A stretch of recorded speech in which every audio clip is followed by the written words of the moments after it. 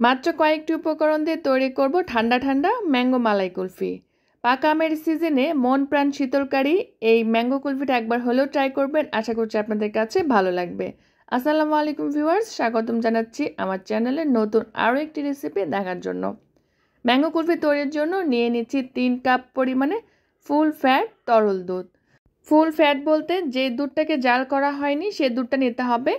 দুধটা যখন হালকা একটু গরম হয়ে আসবে দিয়ে দিচ্ছি হাফ কাপ পরিমাণে গুঁড়ো দুধ। গুঁড়ো দুধটা দেওয়ার কারণে দুধটা জাল করে ঘন করার কোনো প্রয়োজন নেই, এমনিতেই ঘন হয়ে যাবে। দুধে যখন একটা বলক চলে আসবে এই পর্যায়ে দিয়ে দিব 1/3 কাপ পরিমাণে চিনি।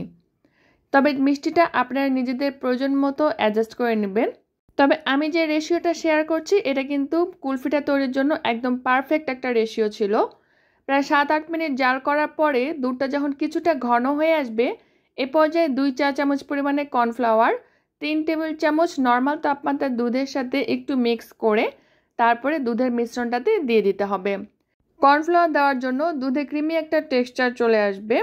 দুধটা জাল করার সময় মাঝে মাঝে যে পাতলা আবরণের ক্রিয়েট হবে সেটা কিন্তু নেড়েচেড়ে এভাবে মিক্স করে দিবেন, এতে করে দুধের মধ্যে মালাই টেক্সচারটা পাওয়া যাবে।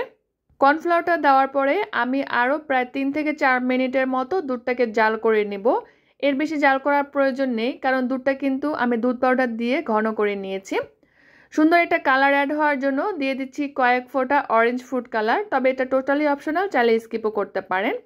অরেঞ্জ ফুড কালারটা দেওয়ার পরে আরও 2-1 মিনিটের মতো জাল করে নামিয়ে নেব। দুধটা চুলা থেকে নামানোর পরে এভাবে নেড়ে চেড়ে কিন্তু দুধটাকে খুব ভালো মতো ঠান্ডা করে নিতে হবে। ঠান্ডা করার পরে একটি ব্লেন্ডারের জারে নিয়ে নিচ্ছি। এরপর দিয়ে দিব 1 কাপ পরিমাণে ম্যাঙ্গো পাল্প। চেষ্টা করবেন যেই আমটা অনেক বেশি মিষ্টি সেই আমটা নিতে, এতে করে কিন্তু কুলফিটা অনেক বেশি টেস্টি হয়। আর 1 চিমটি পরিমাণে এলাচের গুঁড়ো। সবগুলো উপকরণ খুব ভালো মতো প্রায় 1 মিনিটের মতো একটু ব্লেন্ড করে নিতে হবে, যেন স্মুথ একটা টেক্সচার চলে আসে। খেয়াল রাখবেন যেন কোনো রকমের লাম্পস না থাকে। আর ব্লেন্ডারে ব্লেন্ড করে নিলে আইসক্রিম বা কুলফিটা অনেক বেশি ফ্লাফি হয়। কুলফি বানানোর জন্য মিশ্রণটা কিন্তু পুরোপুরি রেডি। এখন আমি কুলফি মোল্ড নিয়ে নিব। চাইলে কিন্তু যে কোনো পাত্রেই আপনারা কুলফিটাকে জমাতে পারেন। যে কোনো ক্রোকারিজের দোকানেই কিন্তু এই মোল্ডগুলো কিনতে পাওয়া যায়। এরপর উপর দিক থেকে ফয়েল পেপার দিয়ে ঢেকে দিচ্ছি যেন উপরটা ক্রিস্টালাইজ না হয়ে যায়। এখন একটি চাকুর সাহায্যে এর মাঝ বরাবর একটু ছিদ্র করে দিচ্ছি, কারণ দোকানের যে একটা লুক ক্রিয়েট করার জন্য এর মাঝে আমি আইসক্রিমের স্টিকগুলো দিয়ে দিচ্ছি। কুলফি মোল্ডগুলো খুব ভালো মতো সেট করা হয়ে গেলে ডিপ ফ্রিজে রেখে দেবো প্রায় 7 থেকে 8 ঘন্টার জন্য, অথবা ওভারনাইটও রাখতে পারেন। আবার আপনারা চাইলে এমন স্টিলের গ্লাস অথবা যে কোনো পাত্রে কিন্তু কুলফিটাকে জমাতে পারেন।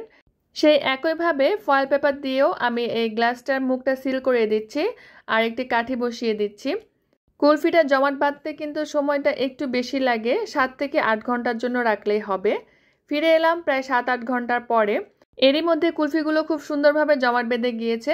কুলফিগুলো খোলার সময় এরকম যে কোনো একটি পাত্রে পানির মধ্যে একটু নাড়াচাড়া করে নিলেই কিন্তু দেখবেন কুলফিগুলো খুব সুন্দর উঠে আসে।